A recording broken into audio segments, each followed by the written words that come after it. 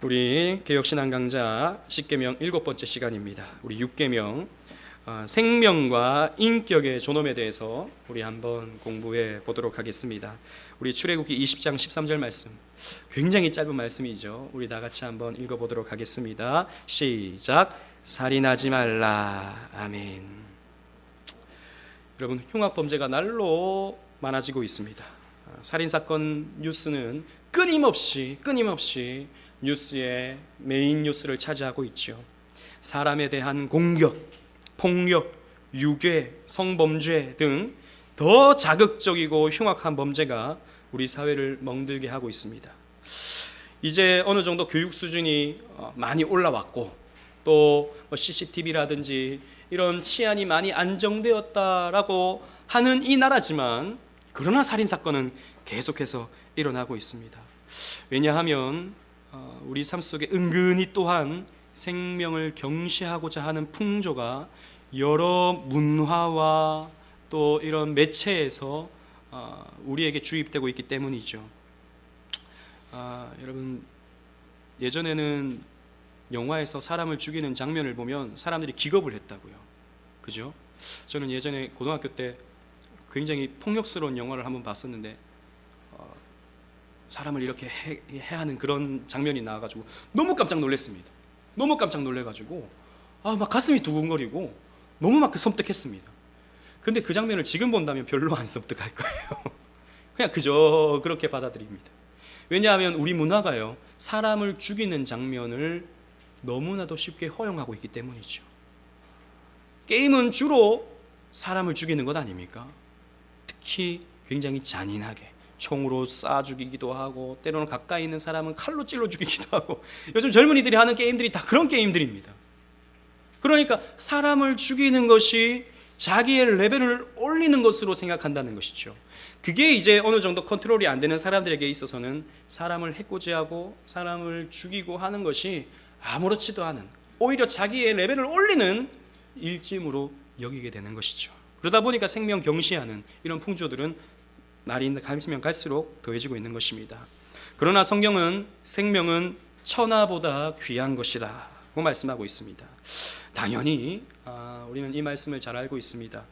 6계명은 단순히 근데 생명뿐만 아니라 사람의 인격에 대한 그런 말씀도 적용되는 것이죠. 우리 함께 이 6계명의 내용을 한번 살펴보겠습니다. 왜 살인하면 안 되는가? 살인하지 않는다는 것은 동서고금을 막론하고 어느 문화 문명권에서는 다 이렇게 가르쳐지고 있는 내용이죠. 생명에 대한 존엄성은 인류 보편적인 진리입니다. 이건 일반 은총 속에서 모든 사람들이 하나님을 믿든 믿지 않든 하나님의 형상을 가진 사람들에게 있어서 본능적으로 갖는 그런 마음입니다. 그래서 사람을 함부로 해하면 안 된다라고 하는 생각들은 다 본능적으로 가지고 있는 것이죠. 왜냐하면 생명은 단 하나밖에 없고 이 세상에서 살아가는 삶의 기회도 단 한 번밖에 없기 때문에 생명은 소중한 것, 한 번 죽으면 돌이킬 수 없는 것이다 라고 하는 것을 사람들은 다 알고 있는 것이죠. 그렇기 때문에 생명은 소중하다라는 것을 사람들은 다 인식하고 있는 것입니다. 그러나 우리는 조금 더 성경적으로 생각해 봐야죠. 특히 사람은 하나님의 형상으로 창조되었기 때문입니다. 창세기 1장 27절 말씀 다 같이 읽어보겠습니다. 시작. 하나님이 자기 형상 곧 하나님의 형상대로 사람을 창조하시되. 여러분, 사람은 우리가 잘 알듯이 하나님을 대리하는 특별한 피조물입니다. 하나님은 사람을 창조하시고 하나님이 지으신 이 세상 만물을 다스리라 라고 말씀하셨죠. 즉 하나님의 사명받아 하나님의 뜻대로 이 세상을 다스리는 존재가 바로 사람입니다. 그렇기 때문에 이 부분에 있어서 하나님을 대리하죠. 그래서 하나님은 특별히 사람을 손으로 빚어서, 다른 피조물들은 다 말씀으로 창조하셨는데 사람만을 손으로 빚어서 직접 창조하셨습니다. 그래서 사람에게 하나님의 형상을 부여하시고 사람과 교제하기를 원하셨죠.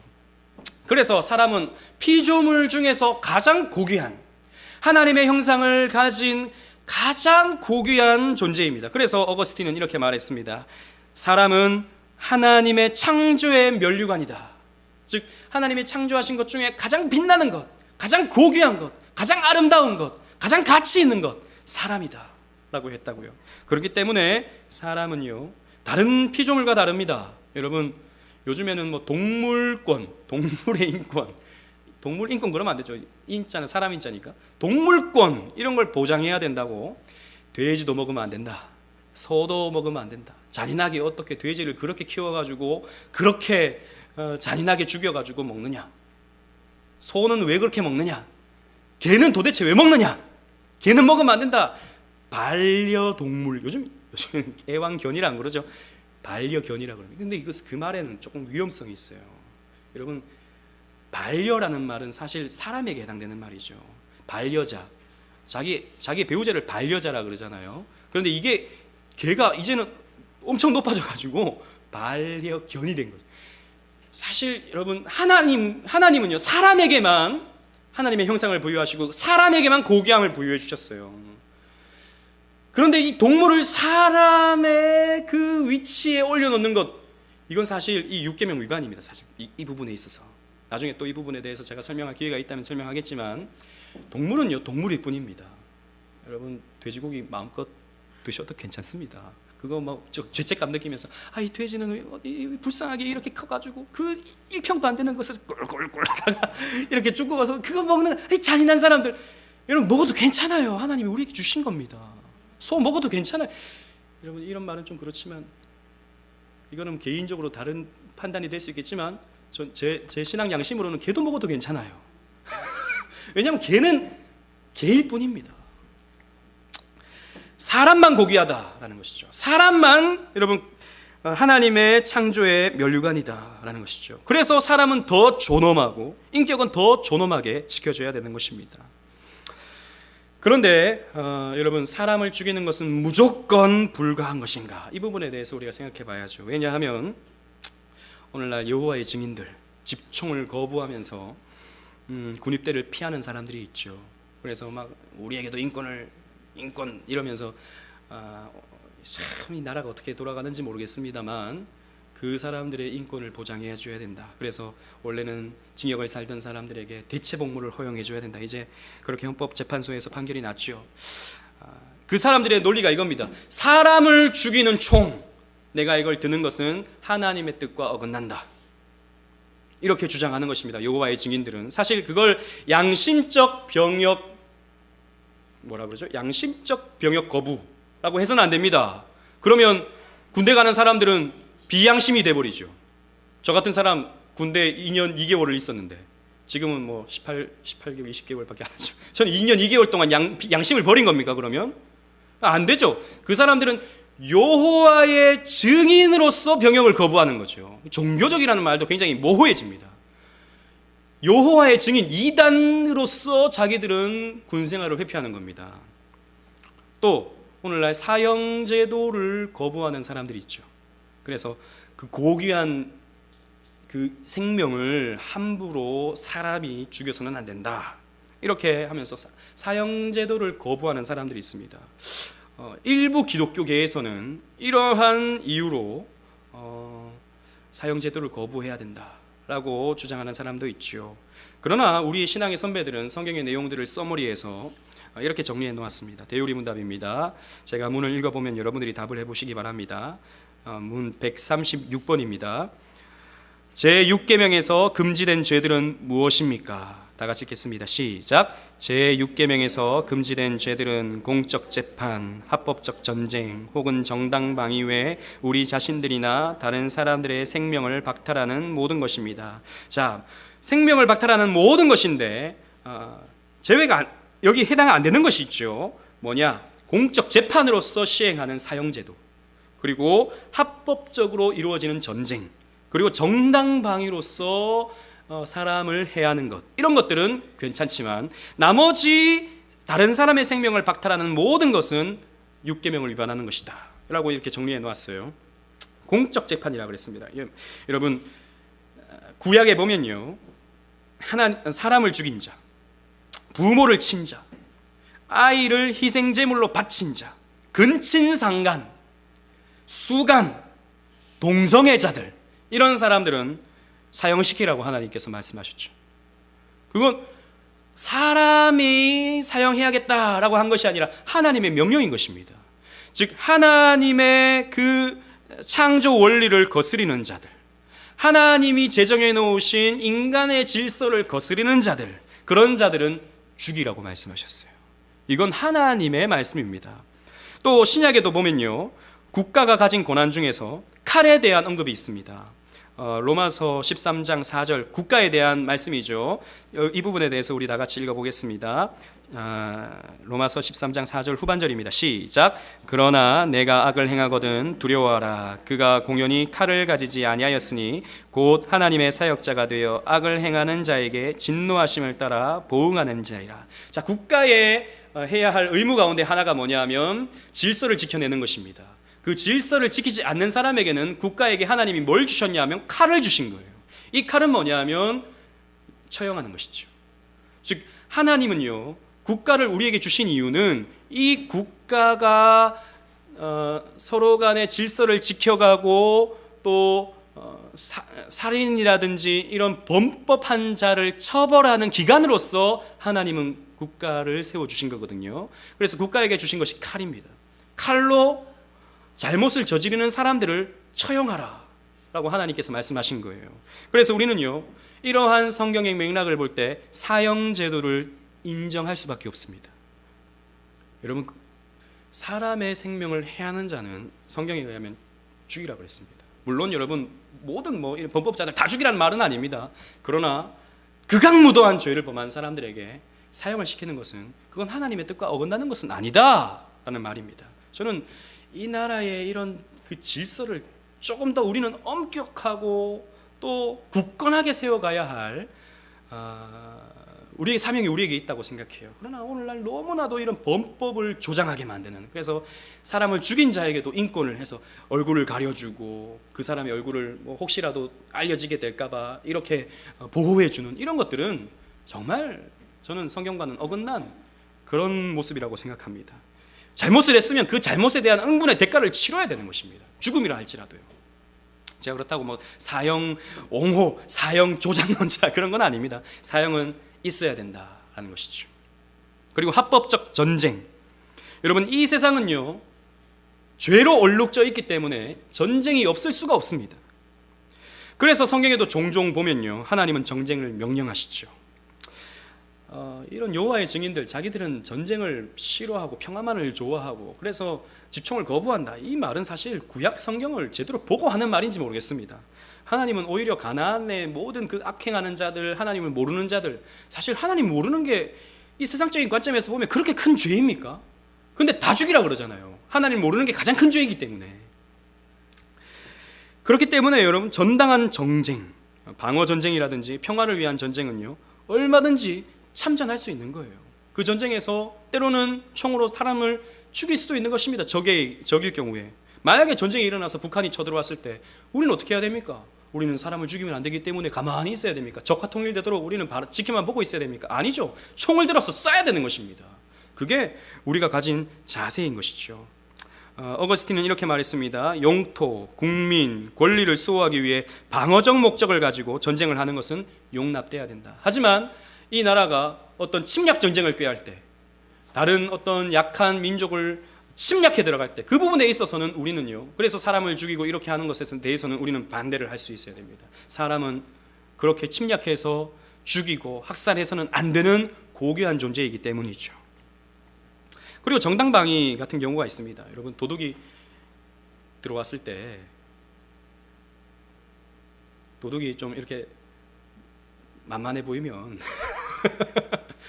거기 저항을 해야죠, 그죠? 너무 또 막 이렇게 칼 들고 위협하는데 거기다가 용감하게 막 맞섰다가 또 다치면 어떻게 합니까? 지혜롭게 할 필요가 있지만, 그 사람이 나를 위협해서 나를 찌르려고 할 때, 그럴 때는 정당방위로 그 사람을 내가 해할 수 있는 것이죠.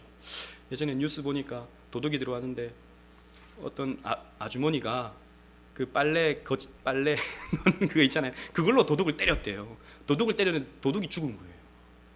그래가지고 그걸 어떻게 해야 되나 이렇게 뉴스에서 처벌을 해야 되나, 살인죄인가 아닌가 이렇게 하는 것을 제가 봤는데, 설령 그렇게 죽었다 하더라도 사실 도둑이 위협을 하는데 그걸로 칠 수도 있는 것이죠.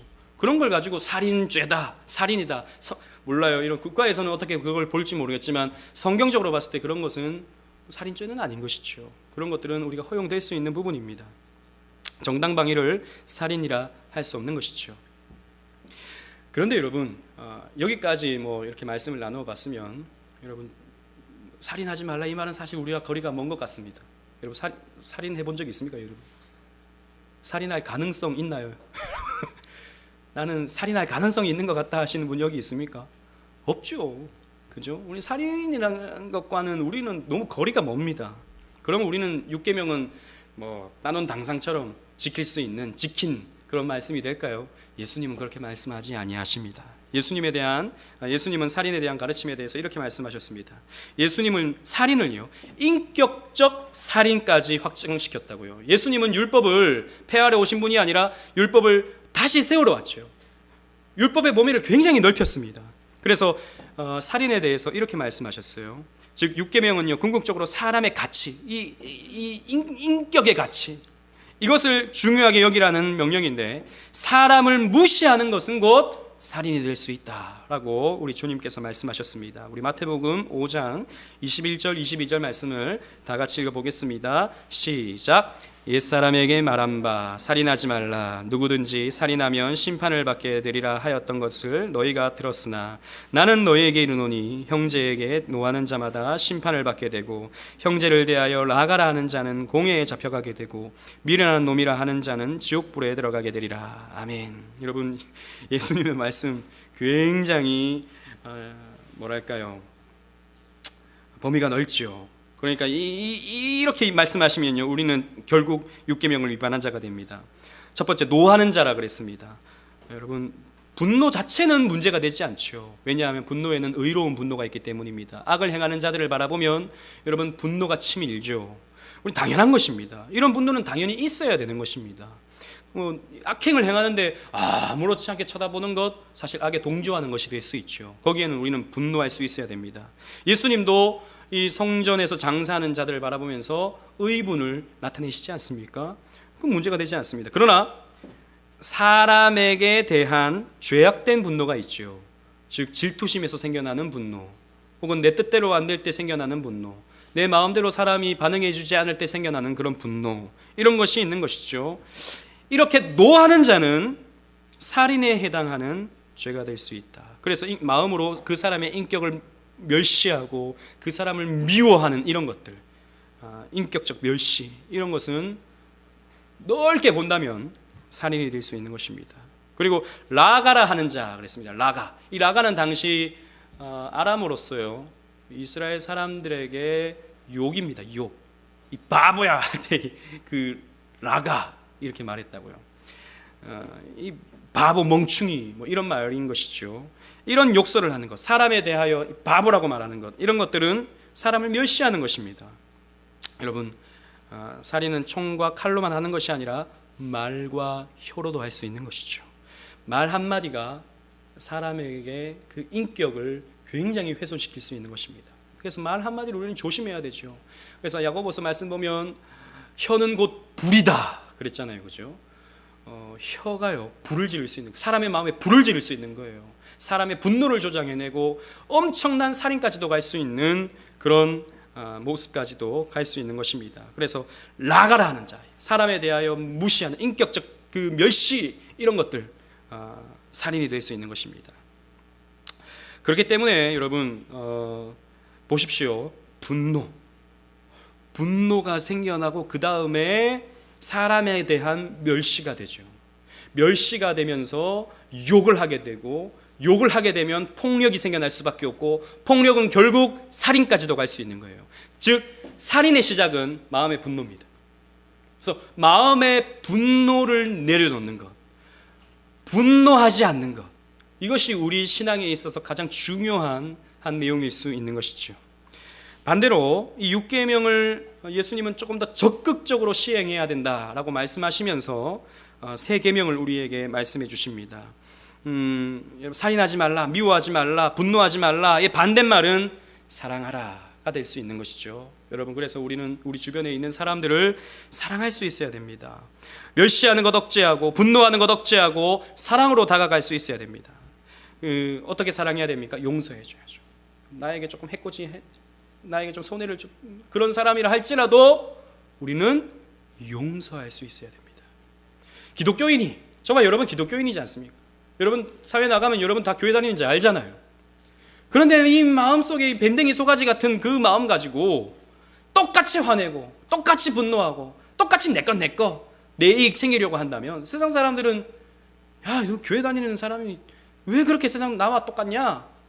이렇게 우리를 비난하고 이렇게 우리를 또 정죄할 수 있는 것이죠. 우리는 세상 사람들과 달라야 되는 것입니다. 조금 넓은 마음으로, 조금 너그러운 마음으로 우리는 사람들을 상대할 수 있어야 되는 것이죠. 그래서 다른 사람들을 존중하고 또 격려하고 축복해야 됩니다. 여러분 오전에 들었던 말씀 여러분 오해해가지고 우리는 뭐 사랑받을 만한 가치가 없는 존재다, 제가 뭐 이렇게 말한 걸 여러분 오해하지 마십시오. 그래가지고 옆에 있는 사람에게 넌 사랑받을 가치가 없어 이렇게 말하면 안 되는 것입니다. 그건 하나님과 나의 인격적인 관계 속에서 그런 것이지, 옆에 있는 사람은 사랑해주고 격려해주고 축복해주고 높여주고 하는 것이 필요한 것입니다. 당연한 것이에요.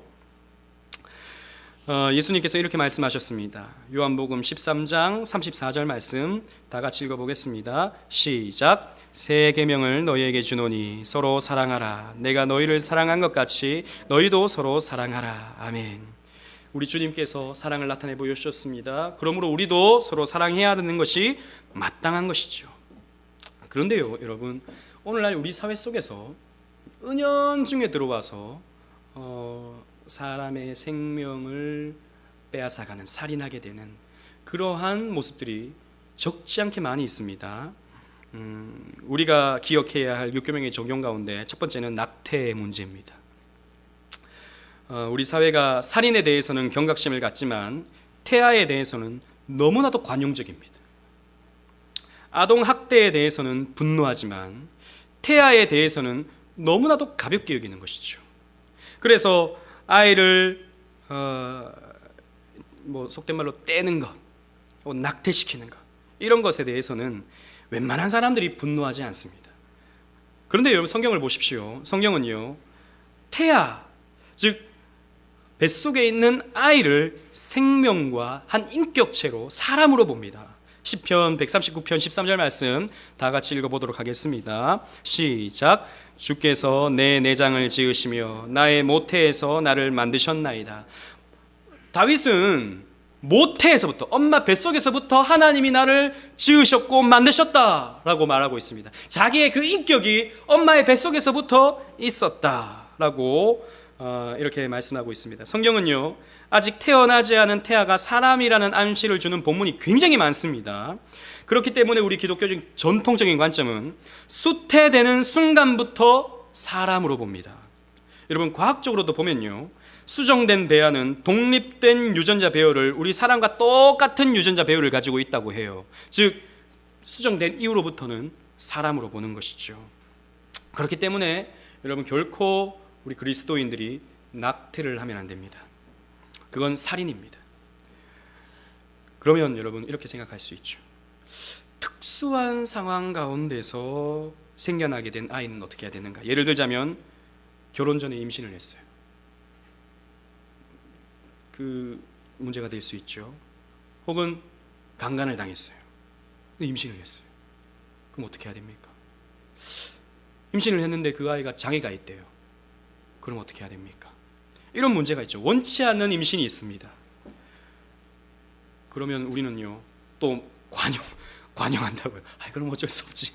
또 이렇게 생각한다고요. 여러분 원하는 임신, 원하지 않는 임신, 그런 게 있습니까?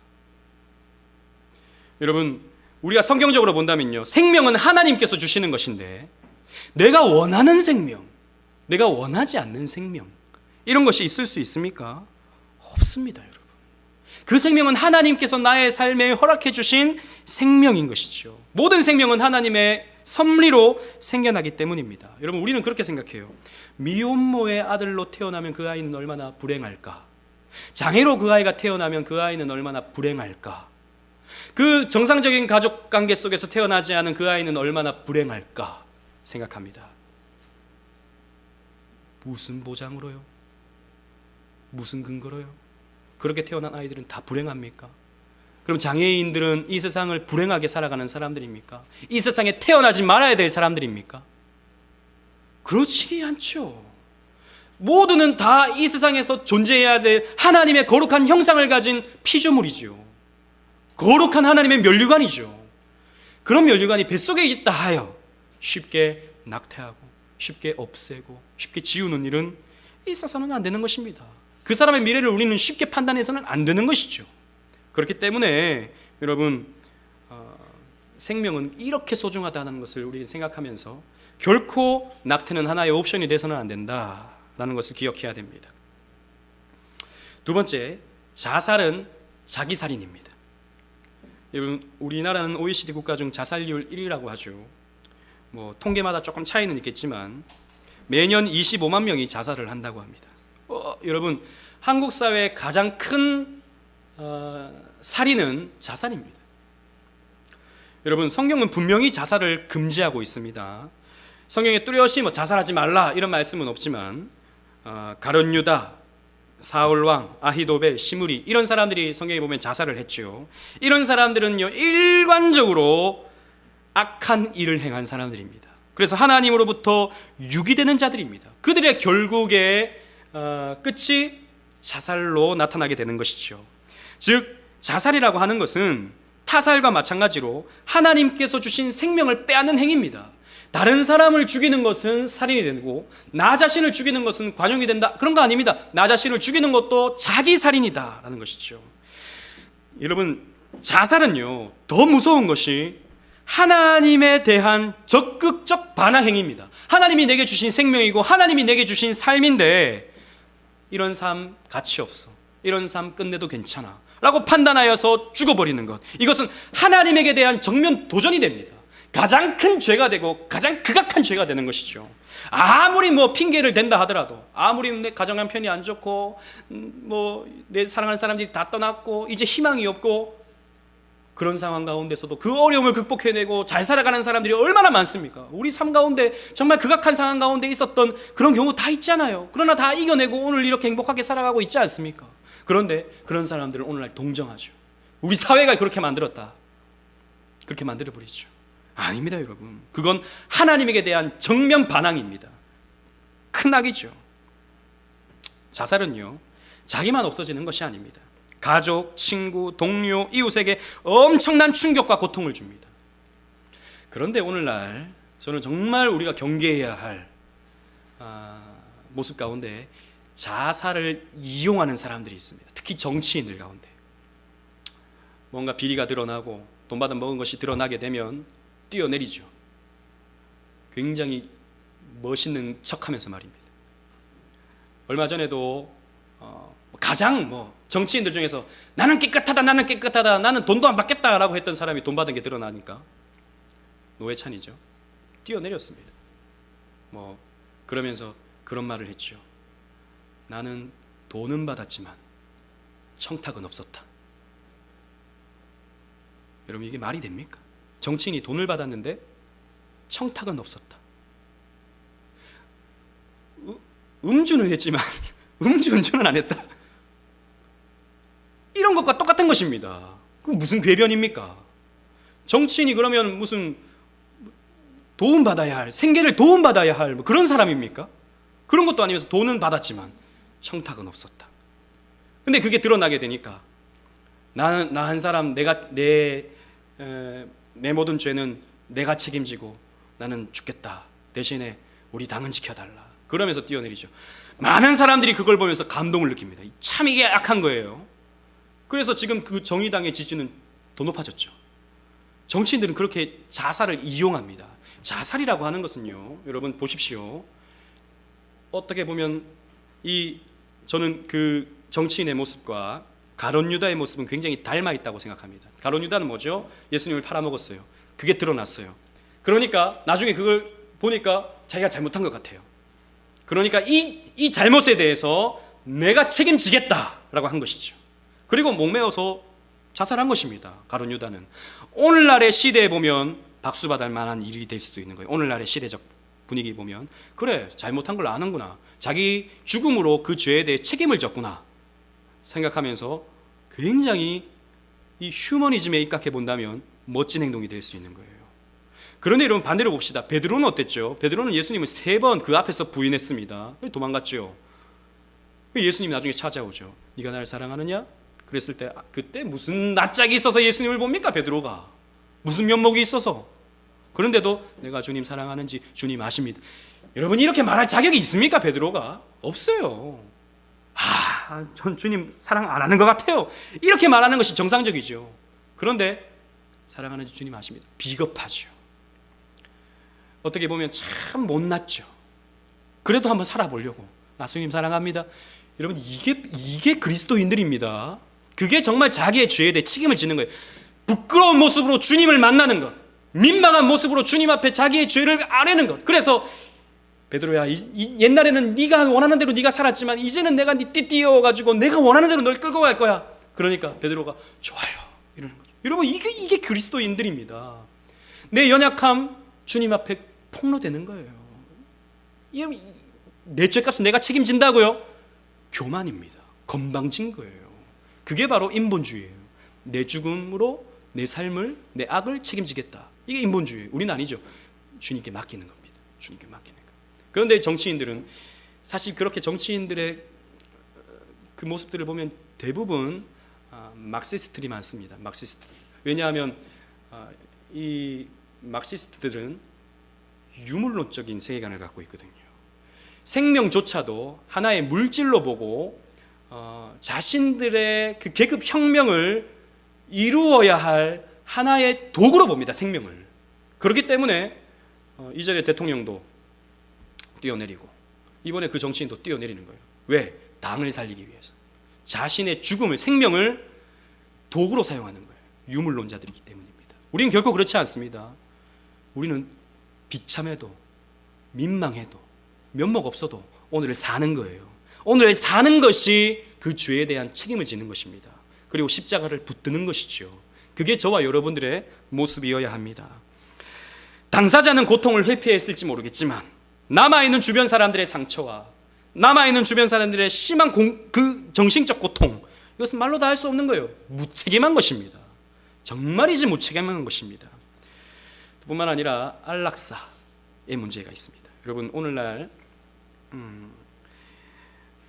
점점 이제 허용되어지는 그런 상황들이 있죠. 지금 유럽에서는 거의 다 이제 허용되어져 있습니다. 비상한 질병으로부터 벗어나게 해주는 것.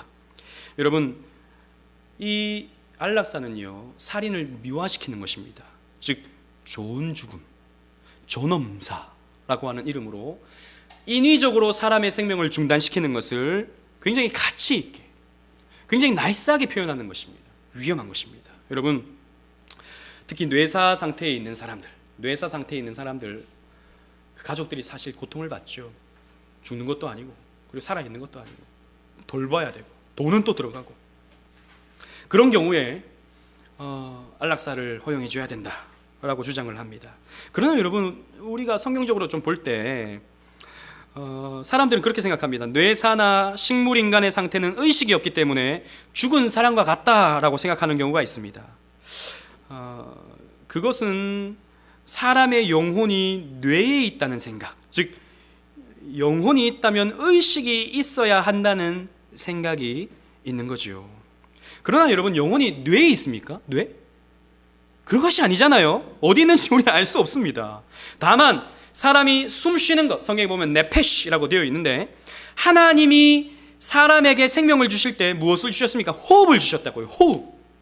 호흡을 주셨을 때 사람으로 하여금 네페시 하야, 생명이 되게 하셨다고요. 그렇기 때문에 우리의 생명은 호흡으로부터 시작되었다면 우리의 생명이 끝나는 것도 호흡이 멎혀질 때 생명이 끝나는 것으로 봐야 됩니다. 그런 걸 보게 된다면 아직 호흡하고 있는데 뇌가 움직이지 않는다고 하여서 그 사람에게 약물을 주입해서 죽이는 것, 이건 살인이 될 수 있는 거예요. 여러분 이런 생각의 이면에는 뭐냐면 고통을 당하면서 괴롭게 사는 것은 인간답지 못하다라고 생각하는 것과 같습니다. 주변 사람들 얼마나 고생하냐, 그 사람도 얼마나 누워서 고생하냐, 죽이는 게 낫다, 서로 편하게, 이렇게 말하는 것이죠. 여러분 이 말은 욥의 아내가 했던 말과 같습니다. 욥이 아내가 뭐라 그랬죠? 욥 보고 야 그렇게 사는 것보다 그냥 죽어라, 하나님 저주하고 그냥 죽어라, 이렇게 말하잖아요. 그런데 욥이 뭐라 그럽니까? 당신이 말하는 그 말은 하나님을 모르는 사람이 하는 말과 같다, 이렇게 말하잖아요. 불신적인 말입니다. 여러분, 인간은요, 고통 속에서 더 많은 은혜를 받습니다. 내 가족이 지금 누워서 병원비와 또 간호 때문에 고통을 받고 있는데 그것 때문에 내 삶이 피폐해진다고요? 그런 말이 어디 있습니까? 성경에 보면요, 고난은 우리를 더 하나님께로 가까이 가도록 만들죠. 안락사라고 하는 것은요, 인간은 무조건 행복해야 된다, 인간은 무조건 즐거워야 된다, 인간은 무조건 편안해야 된다 라고 하는 우상숭배입니다. 그게 우상이에요. 여러분, 우리 인생이 무조건 행복해야 됩니까? 아닙니다.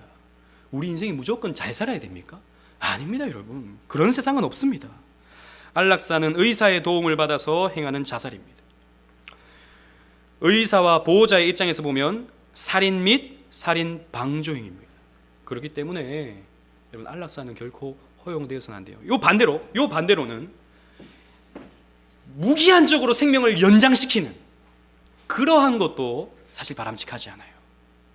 왜냐하면 생명은 하나님께서 우리에게 허락해 주시는 건데, 오늘날 이 의술이 너무 발달하니까 제가 옛날에 신방하면서 참 안타까운 건 뭐냐면 요즘에는 죽기가 너무 힘들어요. 죽기가. 그래서 이제 어떻게 보면 정상적으로 이제 죽어가시는데 거기다가 그냥 산소 마스크를 끼워버리는, 그게 연명하는 거죠. 무의미한 연명치료, 이런 것도 사실 그렇게 바람직하지 않습니다. 하나님의 정한 때에, 하나님이 적당한 때에 하나님께서 우리를 데려가시거든요. 그걸 인위적으로 또 막아가지고 아무런 의식도 없고 아무런 활동할 수도 없는 그 상황 속에서 막연한 동정심으로 무조건 호스 끼워가지고 1년이고 2년이고 더 그냥 있게 만드는 것, 그것도 제가 생각할 때는 그렇게 바람직하지 않습니다. 그 외에 살인 방조, 여러분 또 이 6계명을 조금 더 확장시키면요, 담배, 술, 약물 중독, 이런 것도 사실 6계명 위반이라고 할 수 있습니다.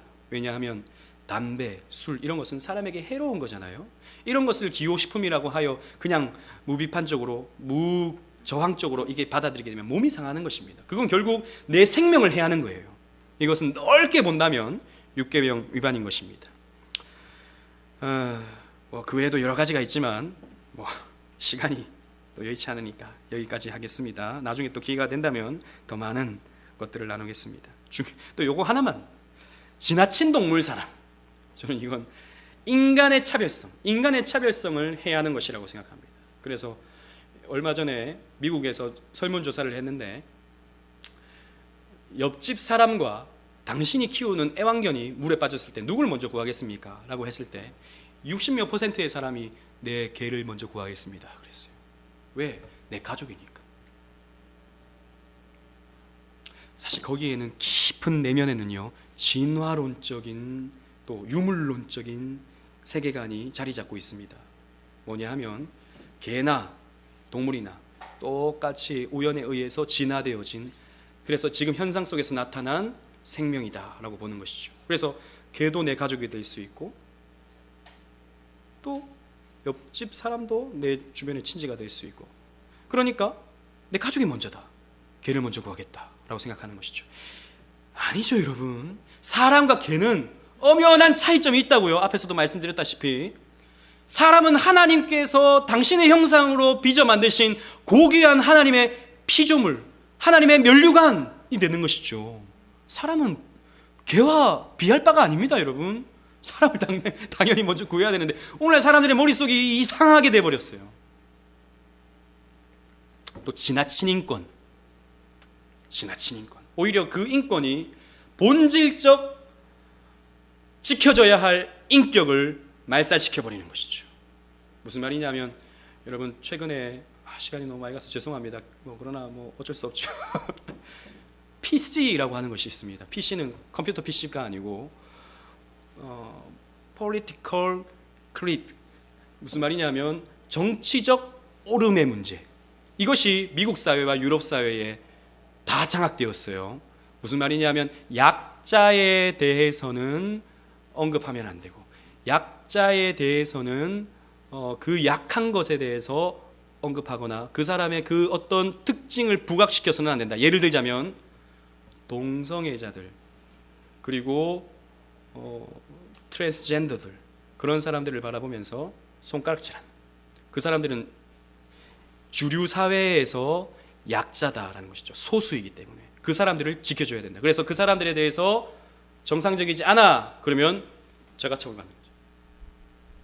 그리고 이런 사회적 약자들에 대해서 그 사람들을 지나치게 과잉 보호함으로써 정상적인 사람들이 피해를 받는, 여러분 지금 우리나라에서 국가인권기본계획을 국무회의에서 통과시켰는데 그 가운데 하나가 뭐냐면 타종교 비방금지가 있습니다. 타종교 비방금지.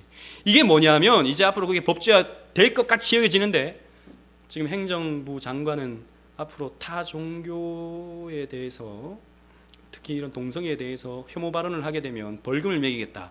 그 법을 준비 중에 있어요. 그래서 이제 앞으로 이게 동성애자뿐만 아니라 신천지에 대해서 신천지 이단입니다 하면 제가 벌금을 받아요. 벌금 받는 게 아니라 내야 되는 거예요. 왜? 타 종교를 비방했다는 거죠. 여호와의 증인, 저 하나님의 교회에 대해서 제가 이단이라고 말하면 타 종교 비방죄가 되는 거예요. 왜? 그들은 소수기 때문에. 주류는 기독교다는 것이죠. 기독교는 힘이 있어서 그 작은 그 소수 종파들을 건드려서는 안 된다. 이게 PC라고 하는 것입니다. 이게 미국 사회, 유럽 사회에 다 자리 잡고 있어요. 그러다 보니까 이 세상이 엉뚱하게 지금 돌아가고 있는 것입니다. 정말 지켜져야 할 인권이 왜곡되어지고 공격당하고 있는 것이죠. 하나님의 창조 질서가 공격당하고 있는 거예요. 이러한 분위기가 지금 점점 우리 사회 가운데 스며들고 있고, 그나마 지금 한국 사회는 지켜지고 있었는데 이게 지금 이 정부 들어서 활발하게 그 모든 법안들을 만들어가고 있는 거예요. 이 부분에 대해서 우리는 또 깨어서 시대를 분별하고 비판하고 저항할 건 저항하고, 이 부분에 대해서는 우리는 나름대로의 저항을 해야 되는 것이죠. 신천지 이단이란 말도 못하면 말이 됩니까? 그런데 그런 인권이라는 이름으로 포장되어서 오히려 인권을 해하는 거죠. 위험한 것입니다. 말씀을 맺겠습니다. 6계명은 단순히 살인이라는 범죄를 막기 위한 것이 아니라 사람의 생명과 인격을 보호하시는 하나님의 사랑과 배려가 담겨 있는 계명입니다. 생명의 소중함을 가르쳐 주시죠. 또 어떤 어려움 속에서도 생명을 포기해서는 안 된다고 가르쳐 주시고 계십니다. 사사로운 복수, 보복이 아닌 공적 기관에서 집행하는 처벌을 통해서 혼란스러운 세상이 질서 있게 돌아갈 수 있도록 하나님께서 만들어 두신 것이 6계명인 것입니다. 하나님은 뿐만 아니라 이 6계명을 통해서 우리 교회를 보호하시죠. 이 6계명을 통해서 우리가 건강하게 또 바른 존중을 받으면서 신앙생활을 할 수 있도록 우리를 보호하시는 계명이 6계명이 됩니다. 하나님은 이렇게 우리를 6계명을 통해서 지켜주시고 함께 해주십니다. 여러분, 그렇기 때문에 생명의 소중함을 깨우치시고, 또 우리가 자주 범하는 사람을 멸시하고 사람을 미워하고 때로는 욕설을 하고 또 이렇게 하는 것에 대해서 우리 경각심을 느끼면서 믿음을 지켜가는 저와 여러분들이 되시기를 간절히 소원하겠습니다. 우리 다 같이 기도하시도록 하겠습니다.